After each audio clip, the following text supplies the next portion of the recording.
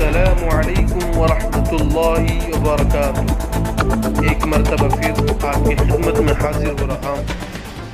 आज मैं आप लोगों को एक नई खबर बताने जा रहा हूँ और ख़बर ये है कि सुधीर चौधरी पर हुआ FIR दर्ज।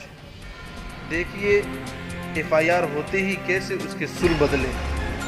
आपसे गुजारिश है कि इस वीडियो को आखिर तक देखें।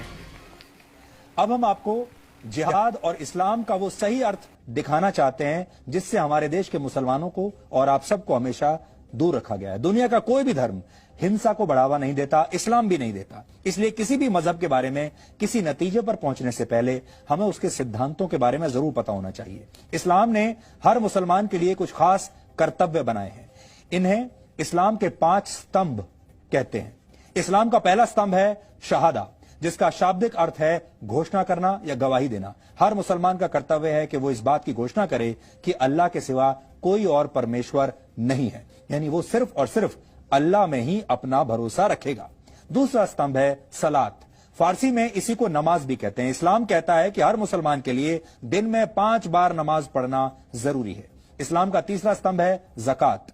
आप इसे साल में 1 बार किया जाने वाला दान भी कह सकते हैं। हर मुसलमान के लिए जरूरी है कि वो अपनी आय का, अपनी आमदनी का एक हिस्सा जरूरतमंदों को दान जरूर दे, चैरिटी करे, अंग्रेजी में अगर आप कहें तो। इस्लाम का चौथा स्तंभ है सौम। इसे रोजा रखना भी कहते हैं। इस्लाम में कहा गया है कि रमजान के महीने में हर मुसलमान के लिए रोजा यानी व्रत रखना जरूरी है। हिंदू उसे व्रत कहते हैं और इस्लाम में उसे रोजा कहा जाता है। और आप लोगों को पता भी होगा इस समय रमजान का ही पवित्र महीना चल रहा है। इसी तरह हज को इस्लाम का 5वां स्तंभ माना जाता है। हर मुसलमान का यह कर्तव्य है कि अगर वो मक्का जाने का खर्च उठा सकता है तो जीवन में कम से कम 1 बार उसे हज जरूर जाना चाहिए। यह तो ही इस्लाम के 5 स्तंभों की बात।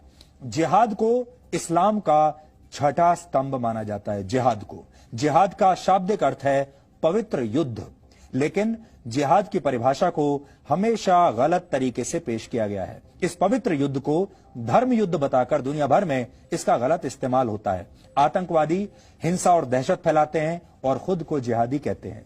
कट्टरता को जिहाद बताकर कट्टरपंथी अपने काम को सही ठहराते हैं। आज हम आपको ये बताने वाले हैं कि कौन से काम जिहाद की श्रेणी में नहीं आते। आप इन्हें नोट कर लीजिए ताकि जिहाद के मामलों में आपके तर्क मजबूत बन सके।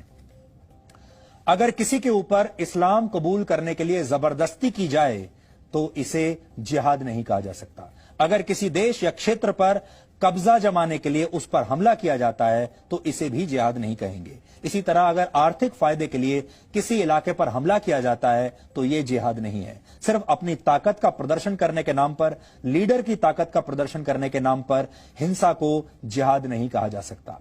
अगर निर्दोष लोगों, बच्चों, महिलाओं की हत्या की जाती है या उनका बलात्कार किया जाता है, इसे भी जिहाद बिल्कुल नहीं कह सकते। और अगर किसी पर हमला करके उसकी संपत्ति का नुकसान किया जाता है, इसे भी जिहाद नहीं कहेंगे। इसी तरह अगर किसी को हराने के लिए जैविक युद्ध का सहारा लिया जाता है तो इसे भी जिहाद नहीं कहा जाना चाहिए।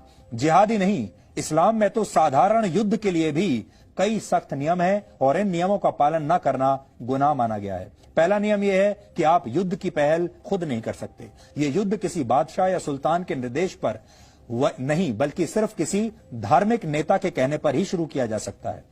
ये नियम ये भी कहते हैं कि युद्ध में दुश्मन को भी पूरा सम्मान देना चाहिए और दुश्मन सैनिकों के साथ न्याय करना चाहिए।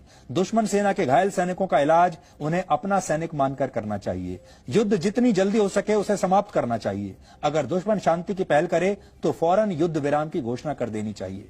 युद्ध के दौरान कुओं या पानी के स्रोतों में जहर डालना बिल्कुल प्रतिबंधित है। आधुनिक युद्ध की भाषा में कहें तो रासायनिक या जैविक हथियारों से हमला करना गुनाह माना गया है। जिहाद की परिभाषा को सदियों से हमेशा गलत तरीके से पेश किया जाता रहा है और इसी का नतीजा है कि हमारे देश में जिहाद पर बात करना आपके जेल जाने की गारंटी बन सकता है। सच दिखाना आपको वीडियो देखकर आपको हैरत हुई होगी और इसकी जबान सुनकर हंसी आई होगी कि वो शख्स जिसका काम सिर्फ मुसलमानों के खिलाफ नफरत फैलाना है और इस्लाम को बदनाम करना है, आखिर वो ऐसी बातें क्यों कर रहा है। आइए मैं आपको वजह बताता हूँ। दरअसल जी न्यूज़ के editor in chief Sudhir Chaudhary के खिलाफ केरल पुलिस ने मामला दर्ज किया है और गैर ज़मानती धाराओं के तहत उनके खिलाफ FIR दर्ज किया गया है। ये FIR 11 मार्च को ब्रॉडकास्ट हुए DNA प्रोग्राम के कारण की गई है। उन पर इल्ज़ाम है कि उन्होंने अपने शो में इस्लाम को बदनाम करने की कोशिश की थी। अगर हमारी वीडियो अच्छी लगे तो लाइक करें, शेयर करें, सब्सक्राइब करें।